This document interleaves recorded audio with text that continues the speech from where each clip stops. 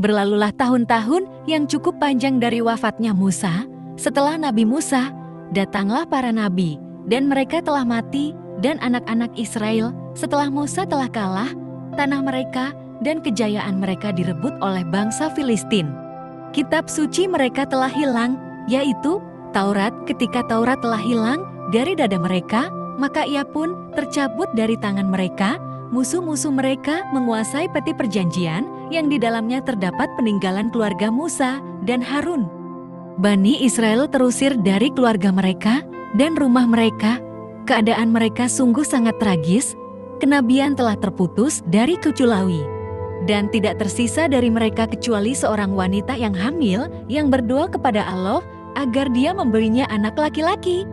Lalu ia melahirkan anak laki-laki dan menamainya dengan nama Samuel, yang dalam bahasa Ibrani berarti Ismail, yakni Allah mendengar doaku. Setelah anak itu besar, ibunya pun mengirimnya ke tempat ibadah dan menyerahkannya kepada lelaki saleh agar belajar kebaikan dan ibadah darinya. Seiring waktu, anak itu telah menginjak dewasa. Pada suatu malam, ia tidur, lalu ia mendengar ada suara yang datang dari sisi tempatnya. Ia bangun dalam keadaan ketakutan dan mengira bahwa syaikh atau gurunya memanggilnya. Ia segera menuju gurunya dan bertanya, "Apakah engkau memang memanggilku?" Guru itu tidak ingin menakut-nakutinya, maka ia berkata, "Iya." Anak itu pun kembali ke tempat tidurnya.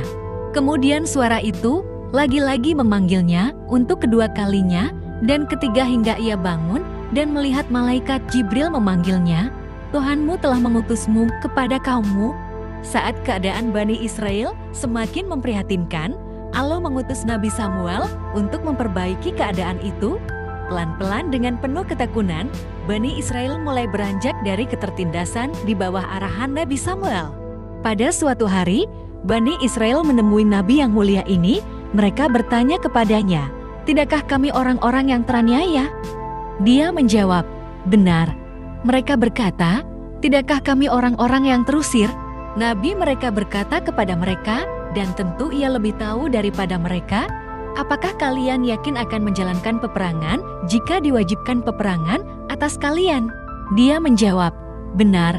Mereka mengatakan, "Kirimkanlah untuk kami seorang raja yang dapat mengumpulkan kami di bawah satu bendera, agar kita dapat berperang di jalan Allah, dan agar kita dapat mengembalikan tanah kita dan kemuliaan kita." Mereka menjawab, "Mengapa kami tidak berperang di jalan Allah, sedangkan kami telah terusir dari negeri kami, dan anak-anak kami pun terusir, serta keadaan kami makin memburuk." Nabi Samuel paham benar karakter Bani Israel kala itu. Di antara mereka tidak ada yang mau menjadi pemimpin, tetapi ketika ada yang memimpin, mereka sulit untuk taat pada pemimpin itu. Bijaknya Nabi Samuel saat itu membuat dirinya tidak langsung menunjuk seseorang untuk diangkat menjadi pemimpin. Nabi Samuel menunggu wahyu dari Allah agar pilihannya nanti tidak disalahkan kaum Bani Israel. Wahyu yang ditunggu itu pun datang. Nabi Samuel oleh Allah diperintahkan untuk menemui seorang petani miskin bernama Tolut. Orang yang dipilih Allah itu selain sebagai seorang petani, juga seorang pengembala kambing yang jelas secara ekonomi jauh lebih rendah dari rata-rata masyarakat Bani Israel. Tetapi di balik itu semua, Tolut memiliki kelebihan seperti kecerdasannya, tubuhnya yang kekar, sehat raga, dan jiwa kepemimpinan yang mumpuni. Nabi, mereka berkata, "Sesungguhnya Allah telah mengutus Tolut sebagai penguasa bagi kalian." Mereka berkata, "Bagaimana ia menjadi penguasa atas kami, sedangkan kami lebih berhak mendapatkan kekuasaan itu daripadanya? Lagi pula, ia bukan seorang yang kaya, sedangkan di antara kami ada orang yang lebih kaya daripadanya." Nabi mereka berkata, "Sesungguhnya Allah memilihnya atas kalian karena ia memiliki keutamaan dari sisi ilmu dan fisik, dan Allah memberikan kekuasaannya kepada siapapun yang Dia kehendaki." Mereka berkata, "Apa tanda kekuasaannya?" Nabi menjawab, "Kitab Taurat yang dirampas musuh kalian akan kembali kepada kalian. Kitab itu akan dibawa oleh para malaikat dan diserahkan kepada kalian. Ini adalah tanda kekuasaannya. Mukjizat tersebut benar-benar terjadi, di mana pada suatu hari Taurat kembali kepada mereka." Pembentukan pasukan Tolut dimulai. Tolut telah menyiapkan tentaranya untuk memerangi Jalut. Jalut adalah seseorang yang perkasa dan penantang yang hebat di mana tak seorang pun mampu mengalahkannya. Pasukan Tolut telah siap. Pasukan berjalan dalam waktu yang lama di tengah-tengah gurun dan gunung sehingga mereka merasakan kehausan. Raja Tolut berkata kepada tentaranya, "Kita akan menemui sungai di jalan. Barang siapa yang meminumnya, maka hendaklah ia akan keluar dari pasukan, dan barang siapa yang tidak mencicipinya dan hanya sekadar membasahi kerongkongannya, maka ia akan dapat bersamaku dalam pasukan." Akhirnya, mereka mendapati sungai dan sebagian tentara minum darinya, dan kemudian mereka keluar dari barisan tentara. Tolut telah menyiapkan ujian ini untuk mengetahui siapa di antara mereka yang menatinya dan siapa yang membangkanginya. Siapa di antara mereka yang memiliki tekad yang kuat dan mampu menahan rasa haus, dan siapa yang memiliki keinginan yang lemah dan gampang menyerah. Tolut berkata kepada dirinya sendiri, "Sekarang kami mengetahui orang-orang yang pengecut, sehingga tidak ada yang bersamaku, kecuali orang-orang yang berani."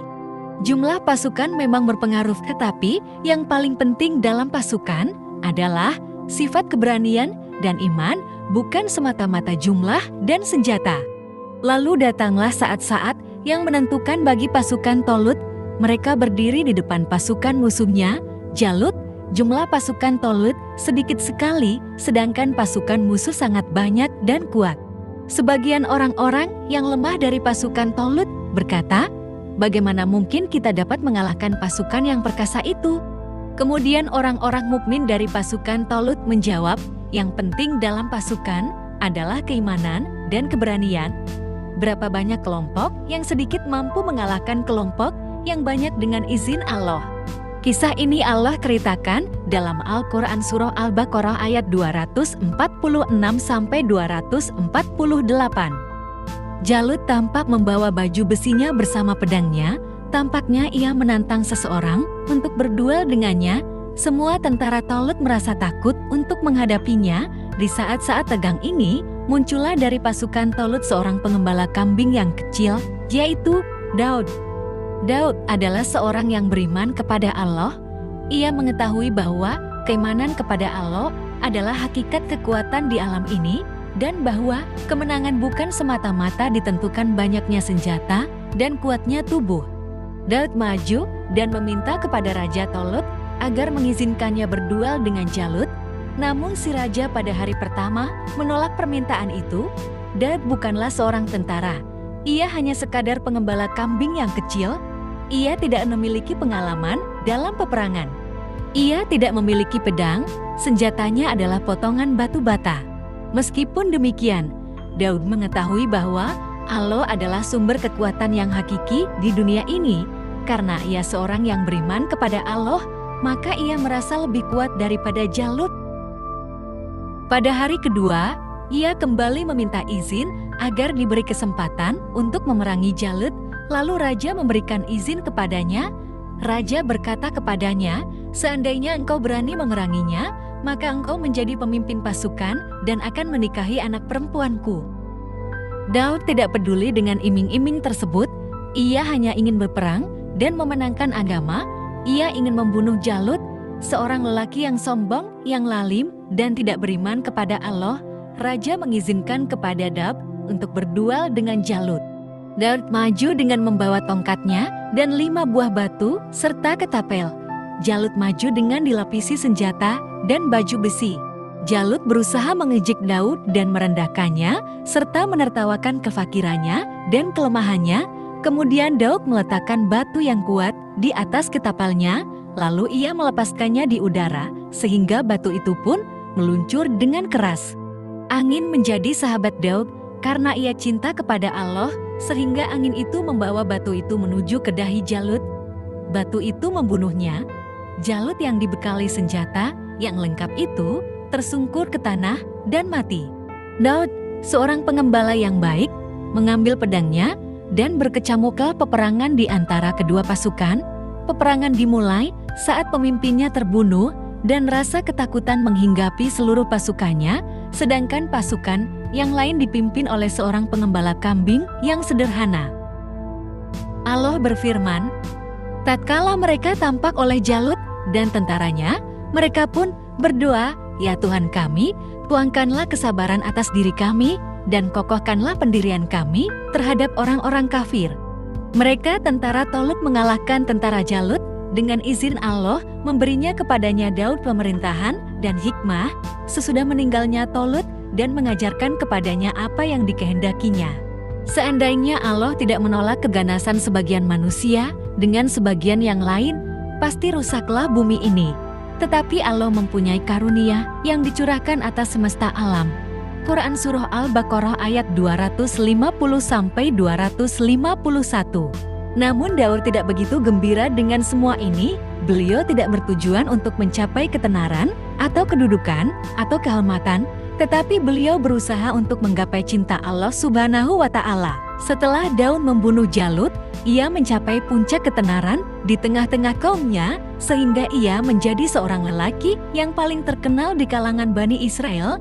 Beliau menjadi pemimpin pasukan dan suami dari anak perempuan raja. Daud telah diberi suatu suara yang sangat indah dan mengagumkan. Daud bertasbih kepada Allah dan mengagungkannya dengan suaranya yang menarik dan mengundang decak kagum. Oleh karena itu, setelah mengalahkan Jalut, Daud bersembunyi. Beliau pergi ke gurun dan gunung. Beliau merasakan kedamaian di tengah-tengah makhluk-makhluk yang lain. Di saat mengasingkan diri, beliau bertaubat kepada Allah. Allah berfirman, "Dan sesungguhnya telah kami berikan kepada Daud karunia kami. Kami berfirman, hai gunung-gunung dan burung-burung, bertasbihlah berulang-ulang bersama Daud, dan kami telah melunakkan besi padanya. Yaitu buatlah baju besi yang besar-besar, dan ukurlah anyamannya, dan kerjakanlah amalan yang saleh. Sesungguhnya aku melihat apa yang kamu kerjakan." Quran Surah Saba ayat 10-11. "Dan telah kami tundukkan gunung-gunung dan burung-burung, semua bertasbih bersama Daud, dan kamilah yang melakukannya. Dan telah kami ajarkan kepada Daud membuat baju besi kepada kamu, guna memelihara kamu dalam peperanganmu, maka hendaklah kamu bersyukur kepada Allah." Quran Surah Al-Anbiya ayat 79-80. Ketika Daud duduk, maka ia bertasbih kepada Allah dan memuliakannya. Allah memilih Daud sebagai nabi dan memberinya kitab Zabur. Allah berfirman, "Dan kami berikan kitab Zabur kepada Daud." Quran Surah Al-Isra ayat 55. Allah berfirman, "Dan ingatlah hamba kami Daud yang mempunyai kekuatan. Sesungguhnya dia amat taat kepada Tuhan. Sesungguhnya kami menundukkan gunung-gunung untuk bertasbih bersama Daud di waktu pagi dan petang. Dan kami tundukkan pula burung-burung dalam keadaan terkumpul. Masing-masing amat taat kepada Allah, dan kami kuatkan kerajaannya, dan kami berikan hikmah dan kebijaksanaan dalam menyelesaikan perselisihan." Quran Surah Sod ayat 17-20.